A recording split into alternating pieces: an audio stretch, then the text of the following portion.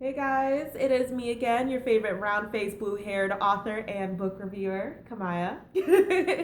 um, Today we're going to review a book that I was literally dying to review. Like, this book is so good. I read it in 2 days. Usually it takes me a little bit longer because I'm doing other things, but this book was so good that it made me neglect all of my other adult responsibilities.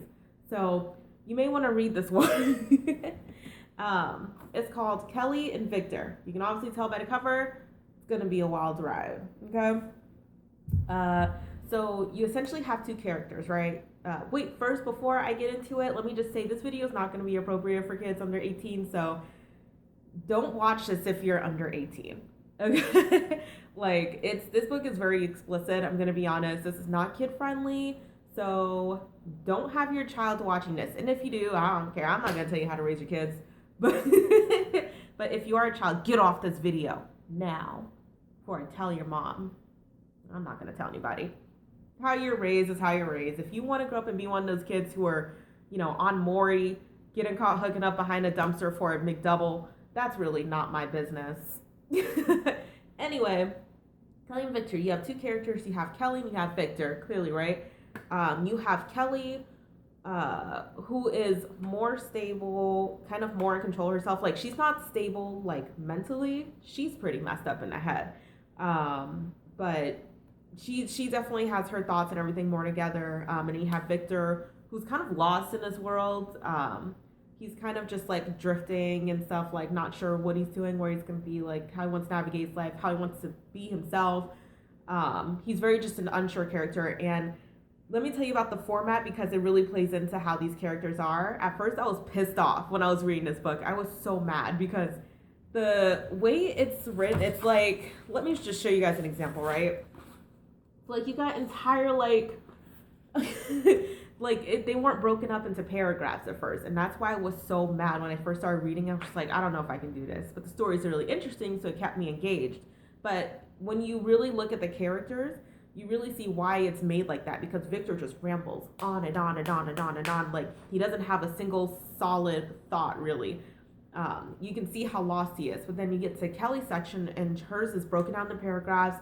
Each thought is clear and concise. Like, now I see why the author did that. But it still annoyed me. I can't tell you that right now. It still annoyed me.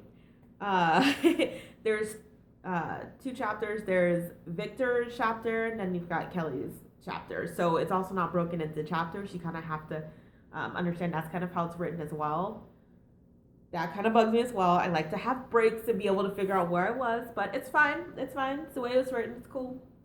But they basically, Kelly and Victor meet one night.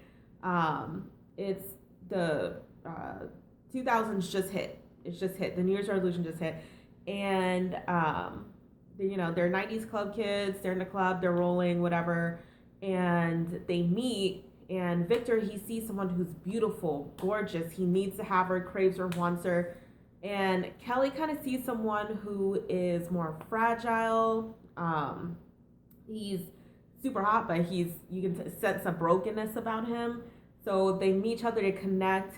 They each kind of become their own drug, like each other's drug and stuff. Like, they're just straight addicted to each other. It's crazy. Like, they hook up and they're just like, oh, I can't stop thinking about the other person. At first you're like, man, like, I want something like that too. But then, the further along you go and stuff, and when they see each other, you're just like, I don't want this. I don't. Like, one night they're hooking up and just things go a little too far. Because at first it started out with a little light choking, right? And it was like, okay, she took him to the brink of whatever death. I don't know. But the next time, she friggin' carves her name and his name into his back. And then she goes too far and she, like, puts a bunch of cold cream on her arm and just whole thing. I'm not even going to say what it is, but if you can't tell what that was by that motion, you were homeschooled. It was disgusting. It was disgusting. But it just goes from there.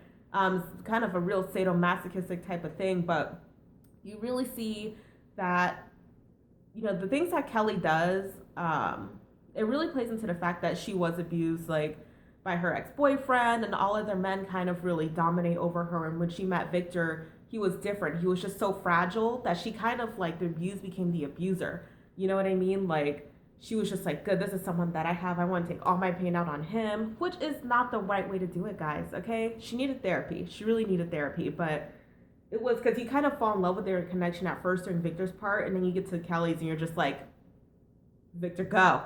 Victor! Like, you just want to get Victor. Also, there is a movie about this.